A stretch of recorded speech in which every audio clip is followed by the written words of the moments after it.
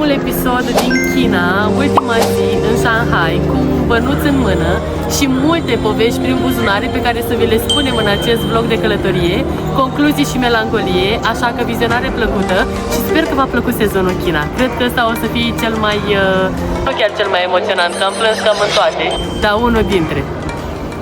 Începem ultima zi din vacanța în China, în Shanghai. Diseară la ora 11 avem avionul. Înainte să plecăm în itinerariul de astăzi, vreau să vă zic că nu mi-a plăcut deloc hotelul la care am stat în Shanghai, adică nu a meritat banii 750 de lei pe noapte. Și acum hai să începem itinerariul.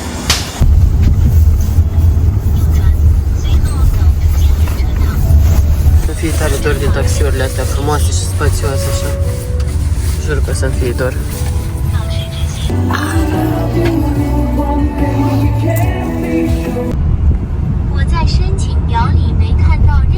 Am ajuns la Shanghai Old Street și să vedeți ce bombă de veste am. Să vă dau ce s-a întâmplat pe taxi acum. Hai! E foarte frumos aici. Cred că este tot Yuan Garden. Și cred că l-au trecut Shanghai Old Street pe anumite ghiduri turistice. Dar mă bucur că îl vedem și ziua, să știi. Am mers iarăși cu taxiul și ce să vedeți, iarăși au oprit echipajele de poliție, exact cum v-am zis că ni s-a întâmplat în prima zi din Shanghai, nu una, ci două echipaje de poliție, într-un drum foarte scurt de 10 minute, ca să vadă dacă avem centura pusă pe bancheta din spate, așa că recomandarea numărul 1 atunci când veniți în Shanghai, pentru că în celelalte orașe din China nu ni s-a întâmplat acest lucru, dar după ce am văzut că am primit un avertisment clar, am fi primit și amendă acum, este să purtați centura chiar și când stați pe bancheta din spate, mai ales în Shanghai. Uitasem să ne punem centurile, ne-am tot amintit, adică am tot pus centurile, dar uitasem acum și ne-a zis șoferul de taxi să ne punem, pentru că eu cred că opresc special mașinile în care sunt turiști.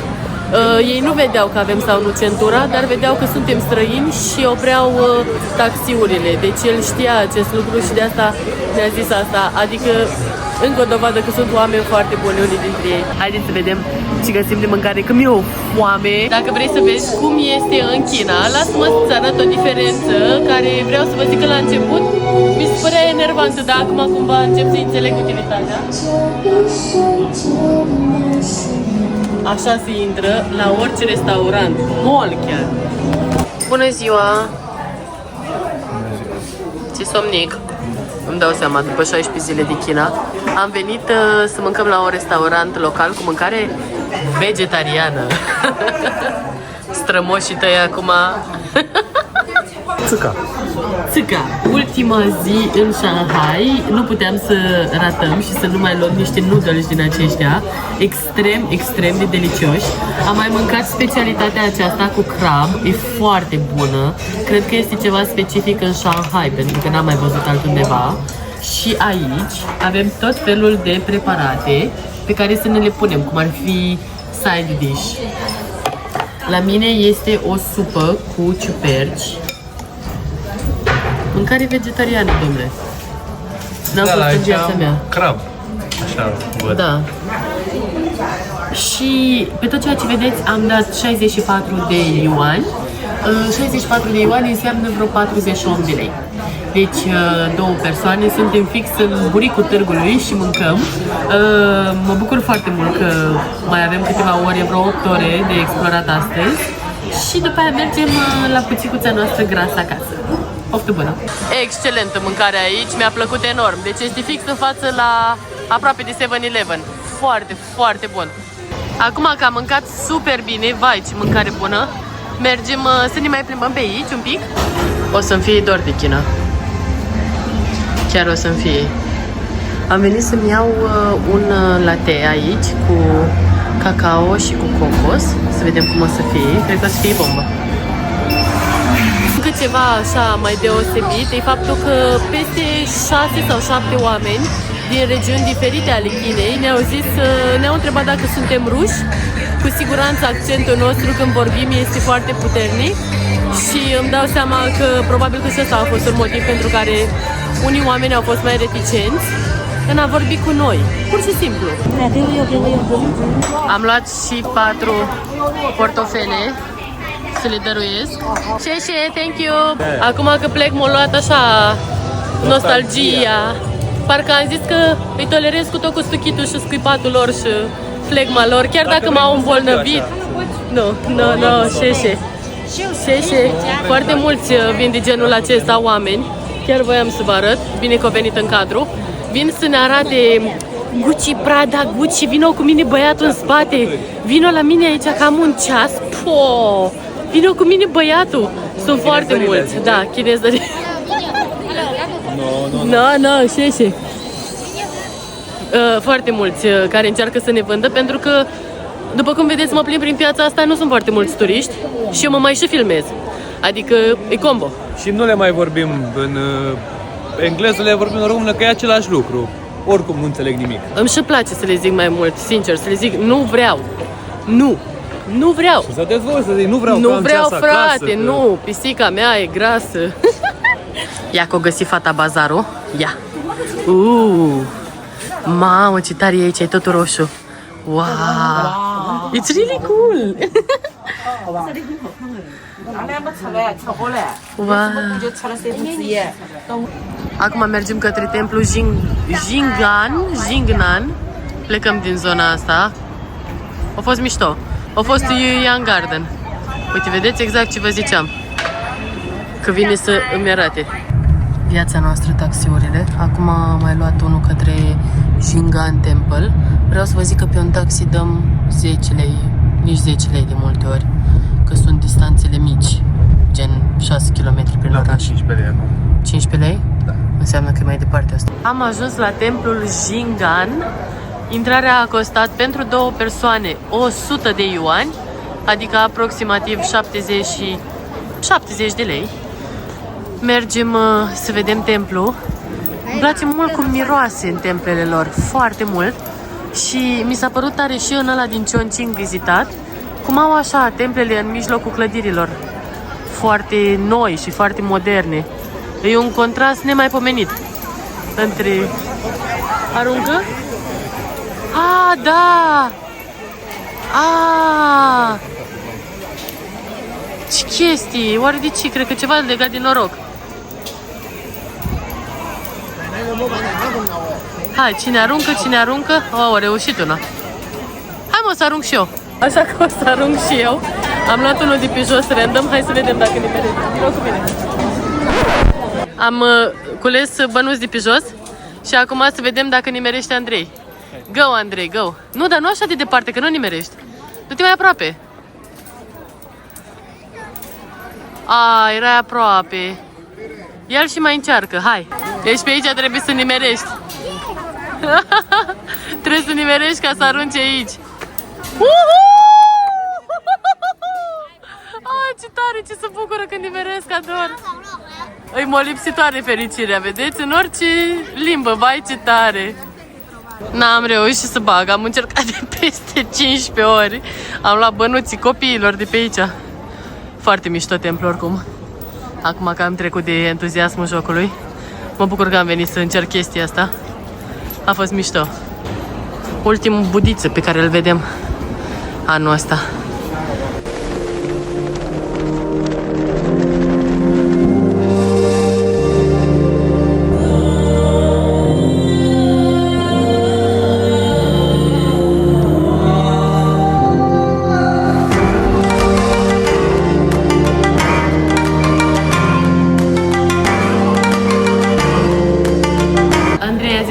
Norocul lui, pentru că el a nimerit să arunce bănuță. Dar e norocul lui. Am și eu norocul meu.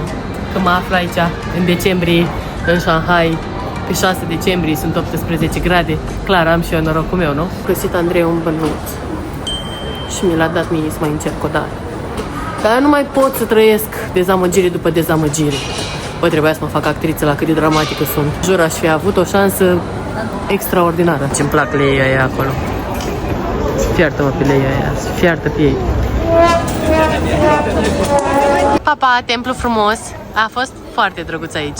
Inclusiv ăsta are gura plină cu bani.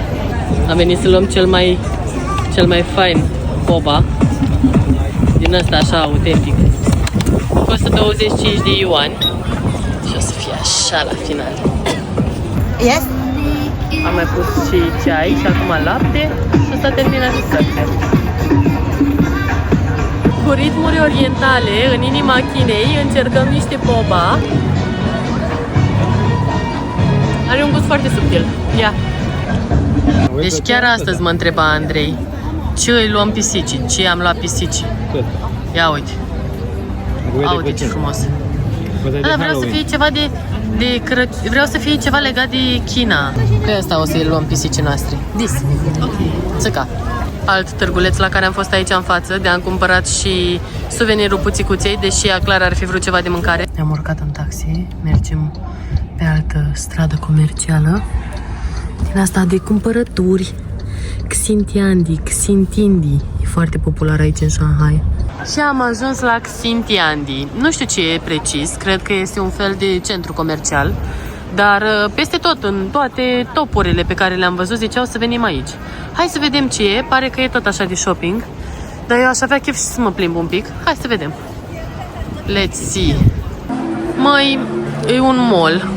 Și vă zic sincer, nu mai am niciun chef de shopping. Am chef de plimbare, că sunt 18 grade astăzi afară. Și aș vrea să ne plimbăm, așa că nu cred că o să mai stăm mult, o să plecăm. Gata, am luat dulciuri și chestii dubioase de încercat pentru unii membri ai familiei sau pentru prieteni care ne-au solicitat chestii dubioase. Stați liniștiți că vin multe. Am cumpărat fix ca mătușa din Italia care venea cu bomboane când eram mici. Eu, cel puțin când eram mic, aveam mătușă în Italia. Ca mulți alți români. Mergem spre un cartier care a fost în trecut concesiune franceză. Acum a fost renovat și reprezintă un ansamblu de alei înguste din secolul 20 care au fost renovate și transformate într-un stil mai estetic pentru turiști. Cafenele, bărulețe. Hai să vedem. Nu e chiar cea mai tare atracție turistică, dar în secolul 20 aici era o concesiune franceză și s-au construit aceste clădiri specifice, înguste, cu poarta în față, și au rămas cumva emblematice pentru oraș. Cred că nici nu ne plac nouă așa spațiile înguste, după ce am tot mers pe coridoare mirosind puternic. Nu urât, ci a condiment. Am dat de partea mai turistică aici.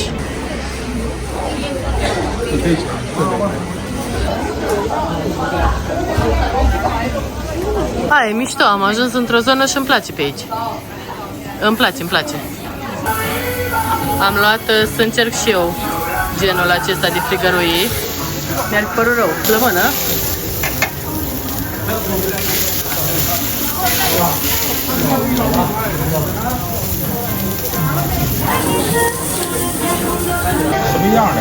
E plin de mâncare pe aici, foarte mișto. Nici n-am zbor în câteva ore și mă duc să zbor 18 ore sau câte ore avem zborul, 14 ore cu Turkish. Eu încerc dubioșenii ca să îmi pun stomacul la încercare. Caracatiță, frigăruie de caracatiță, e ceva foarte comun, am văzut prin toată China.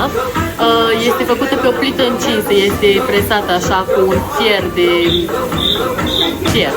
Și am dat 25 de yuan pe ea, adică vreo 15 lei. Da, mai bună. Gata. Ce ciocolată aici?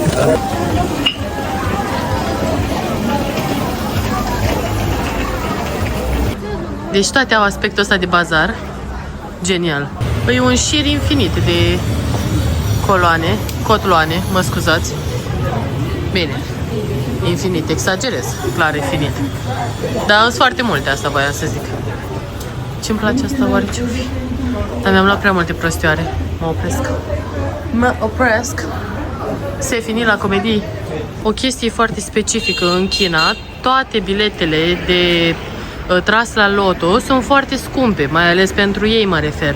De exemplu, sunt inclusiv la 700 de yuani, care reprezintă aproximativ 450 de lei, și cel mai ieftin am văzut la 200 de yuani, adică 120-130 de lei. Deci sunt foarte scumpe pentru cât câștigă ei. Pe o masă dau 20 de yuani maximum și după aia dau aici. Mâncarea în China, be like. Spui de aia mici. Da, ia uite. Referitor la siguranță, timp de 16 zile cât am fost în China, am călătorit în 6 sau 7 orașe, 4 dintre ele sau 5 fiind foarte mari și nu m-am simțit niciodată, dar niciodată în pericol. N-am simțit niciun moment că o să vină cineva să-mi fure ceva sau că trebuie să fiu constant stresată, sincer, cum sunt în orașele mari, cum a fost, de exemplu, când am vizitat Viena sau Barcelona sau Parisul, m-am simțit foarte stresată din punctul ăsta de vedere. Aici nu a fost nici pe departe cazul. Monitorizarea este continuă. Sunt foarte multe camere de luat vederi. Este foarte multă poliție, în special în Beijing și Shanghai. Și este obligatoriu, este o obligație legală să aveți mereu la voi pașaportul pentru a putea fi identificați.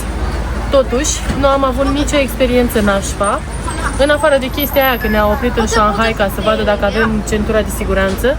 N-am avut niciun alt contact cu poliția, nu ne-au cerut să ne legitimăm, deci a fost o experiență normală, doar că mult mai supravegheată decât în orice altă țară în care am fost vreodată. Pe Andrei l-a apucat dorul de România, așa că și-a luat un palmier și îi face taste test, zi. Nu e palmier. Nu e? Este jar mai mult. Este jar?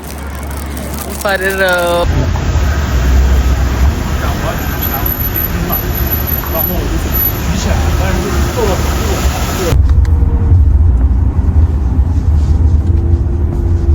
Chinezăria zilei. Mi-am luat un capibara. E ca un fel de joc de noroc. Poți nimeri oricare capibara dintre ăștia. Și a costat 9 lei. Și mi-a plăcut foarte mult pentru că iubesc capibara. Hai să vedem ce am nimerit, nu? Ia. Crește tensiunea, crește. Vai, mor. Ia. Ce capibara.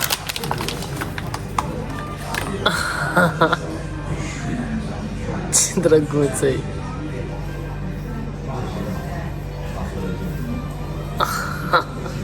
Vă zic sincer, am cam obosit. A fost o excursie foarte frumoasă, dar foarte obositoare. De 16 zile mergem peste 10 km pe zi. Și pe munte și la cozi. Da, e și un moment așa de recunoștință când te gândești. Când mă gândesc că poate corpul meu să facă asta și să fie atât de sănătos încât să mă ducă prin toate aceste locuri. Cred că atunci când călătoresc, mă gândesc mult mai mult la lucrurile astea de importanță cu adevărat mare în viața unui om, sănătate, recunoștință. Pentru mine faptul că sunt într-o cafenea, chiar dacă sunt așa de obosită, mă face foarte bucuroasă să văd așa cu tot o altă lume. Când călătoresc mă simt de parcă ar fi un mic, ca și cum aș interfera cu viața oamenilor, în ideea în care ei niciodată nu m-ar fi cunoscut, eu nu i-aș fi cunoscut pe ei niciodată, nici acum nu ne cunoaștem foarte bine, dar ne-am intersectat într-o viață în care nu trebuia să ne intersectăm deloc. Mă opresc.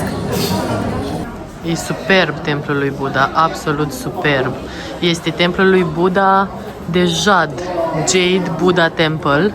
E tot așa situat printre blocuri. E spectaculos. Aici nu a costat intrarea. E mult mai întunecat față de celelalte, dar cumva asta îl face și mai atrăgător. El este atât de cunoscut pentru că în interiorul său există 2 statui ale lui Buddha aduse din Myanmar, care sunt sculptate amândouă în jad, complet în jad. Una dintre statui are chiar o tonă, fiind acoperită cu foiță de aur. Sunt foarte frumos lucrate, așa, speciale.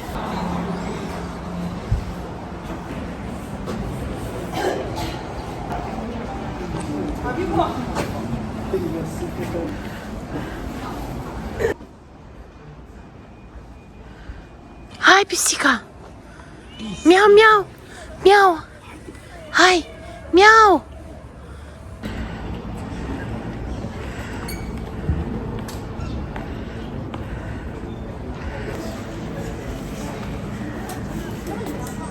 C'est fini l'énergie, mes amis. S-a terminat energia, nu mai am putere. De-am început să vorbesc în franceză, e grav. Mergem să vedem dacă mai mâncăm ceva, nici nu știu. M-aș întinde undeva să dorm până poi mâine. Asta a fost ultimul obiectiv turistic din toată China. Sper că v-a plăcut sezonul. O să mai fi acum imagini cu zborul și probabil cu cina. Haideți! Suntem la Yugo Grill, este un restaurant serbian, nu ai zis? Produsele sunt, nu știu, iugoslaviene scrie. La multe produse scrie iugoslavian burger sau chestii. Și sunt niște produse foarte speciale, la modul sarmale sau am văzut inclusiv mici. Probabil patronul s-a născut în Iugoslavia și s-a mutat în China și între timp s-a destrămat Iugoslavia, dar omul a rămas cu forța Iugoslavia, mă gândesc, nu știu. Au sarmale, au mici, au de toate. Da, mi-e și frică să le încerc. Mă rog, mici, de ceva pi sau ceva papi, cum se numesc. Da, top. Mâncare adevărată. Andrei se uită cu patos la ceea ce mi-am luat eu. Mi-am luat ceafă de porc eu și el și-a luat un fel de burger, dar nu arată foarte apetisant. Da, nu, e mai bine acolo. Mă, în Asia, să știți că numai eu am ales mai bine mâncarea. M-am răzbunat pentru tot ceea ce mi se întâmplă în restul anului. Suntem în aeroportul din Shanghai, din Pudong. De o oră și 10 stăm să ni se facă check-in-ul în picioare. Deși sunt 3-4 clase, 3-4 case deschise la business. Pe noi la economie ne lasă așa. Și stau foarte mulți angajații cu un singur pasager, doar cu un cuplu am văzut că au stat 20 de minute. Nu știu, durează extrem, extrem de mult și în 20 de minute ar trebui să ne termine pe toți în condițiile în care, uitați cât de mulți suntem și mai sunt și în spatele meu. 9000 de kilometri, 11 ore jumate, cel mai lung zbor, mă doare gâtul, a fost nasol tare de tot. Vă pupăm, sper că v-a plăcut vlogul și sezonul din China.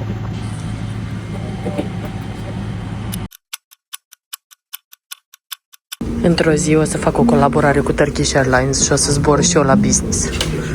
Și o să fac asta și o să fac video.